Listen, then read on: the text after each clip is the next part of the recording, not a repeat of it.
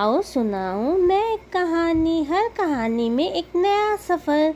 चलो सुनते हैं किस्से बेमिसाल। सब्सक्राइब, लाइक, शेयर करना ना भूलें। नमस्कार, आइए आज सुनते हैं मुंशी प्रेमचंद द्वारा लिखी कहानी।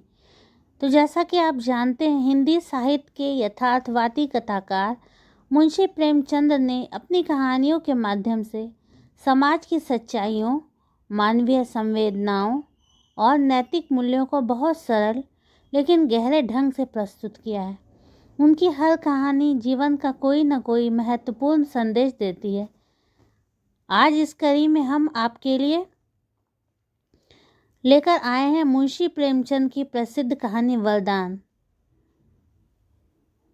ये कहानी हमारे चैनल पर है, जहां ऐसी ही अर्थपूर्ण और मन को छू लेने वाली कहानियां आप तक पहुंचाते हैं। तो आइए कहानी की इस यात्रा को साथ साथ शुरू करते हैं। कहानी में आगे बढ़ने से पहले मेरे चैनल को ज़रूर सब्सक्राइब कर लीजिए। अगर आप इस तरह की साहित्यिक और क्लासिक कहानियाँ सुनने के शौकीन हैं तो इस चैनल को ज़रूर सब्सक्राइब कीजिए और कहानी सुनने के बाद वीडियो को लाइक शेयर करना ना भूलिएगा। तो आइए शुरू करते हैं मुंशी प्रेमचंद द्वारा लिखी कहानी। उनके उपन्यास से ली गई है, वरदान उपन्यास से ली गई है, जो पहली कहानी है वरदान। विंध्याचल पर्वत मध्य रात्रि के निविड़ अंधकार में कालदेव की भांति खड़ा था। उस पर उगे हुए छोटे छोटे वृक्ष इस प्रकार दृष्टिगोचर होते थे मानो ये उसकी जटाएं हैं, और अष्टभुजा देवी का मंदिर, जिसके कलश पर श्वेत पताकाएं वायु की मंद मंद तरंगों में लहरा रही थीं, उस देव का मस्तक है। मंदिर में एक झिलमिलाता हुआ दीपक था, जिसे देखकर किसी धुंधले तारे का मान हो जाता था। अर्धरात्रि व्यतीत हो चुकी थी।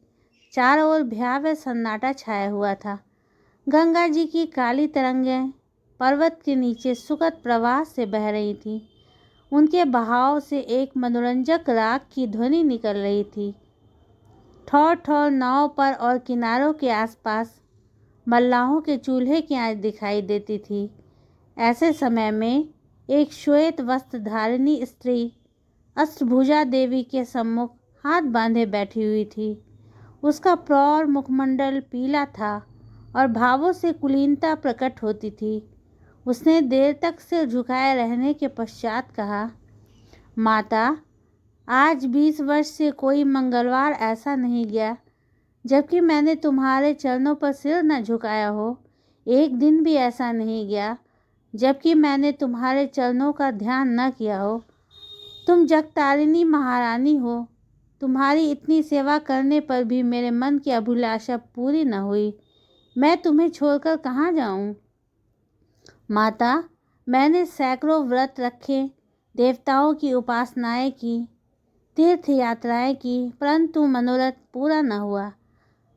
तब तुम्हारे शरण आई। अब तुम्हें छोड़कर कहाँ जाऊं? तुमने सदा अपने भक्तों की इच्छाएं पूरी की हैं। क्या मैं तुम्हारे दरबार से निराश हो जाऊं? सुवामा इसी प्रकार देर तक विनती करती रही। अकस्मात उसके चित्त पर अचेत करने वाले अनुराग का आक्रमण हुआ। उसकी आंखें बंद हो गई और कान में ध्वनि आई, सुवामा, मैं तुझसे बहुत प्रसन्न हूँ। मांग, क्या मांगती है? सुवामा रोमांचित हो गई। उसका हृदय धड़कने लगा।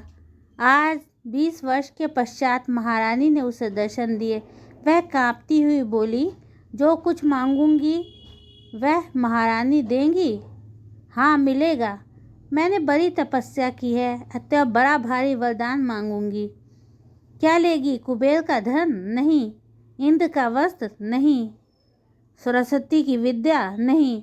फिर क्या लेगी? संसार का सबसे उत्तम पदार्थ। वह क्या है? सपूत बेटा, जो कुल का नाम रोशन करे?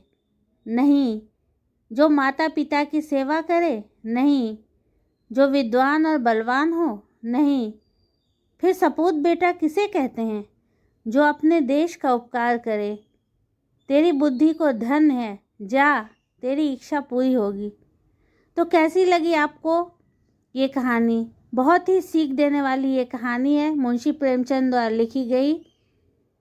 तो बहुत ही अच्छी और सीख देने वाली कहानी है। तो ऐसी ही और कहानियों के लिए मेरे चैनल को ज़रूर सब्सक्राइब कीजिए और मेरी वीडियोस को लाइक शेयर करना मत भूलिएगा। Thanks for watching.